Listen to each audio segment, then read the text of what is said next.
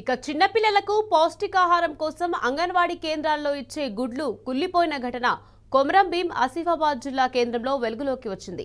కంచుకోట కాలనీ అంగన్వాడీ కేంద్రంలో పంపిణీ చేసిన గుడ్లు పాడైపోయిన స్థితిలో కనిపించాయి.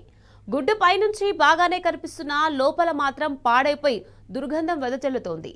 పొరపాటున ఆ గుడ్లు పిల్లలు తింటే వారి ఆరోగ్య పరిస్థితి ఏంటని కంచుకోట కాలనీకి చెందిన కొండ శశాంక్ ప్రశ్నించారు.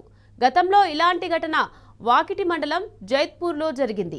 అయినప్పటికీ జిల్లా అధికారులు గుడ్లు సరఫరా చేస్తున్న ఏజెన్సీలపై చర్యలు తీసుకోకపోవడం వల్లే ఇలాంటి ఘటనలు పునరావృతం అవుతున్నాయని స్థానికులు ఆగ్రహం వ్యక్తం చేస్తున్నారు.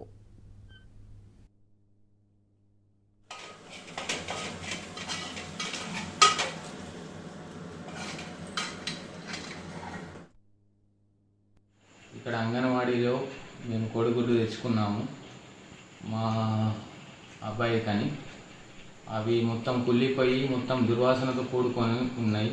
లోపల మొత్తం నల్ల నల్లగా మొత్తం గడ్డగట్టి ఉన్నాయి. అది మేము తెచ్చుకున్నాము, మాకు కూడా తెలియదు. మేము తీసుకున్న తర్వాత ఇవాళ ఓపెన్ చేసి చూసేవారికి అట్లా ఉన్నాయి. అది రేపటి రోజున వేరే పిల్లలకు పోయినా కూడా అది చూడనప్పుడు ఏమవుతుందంటే వాళ్ళకు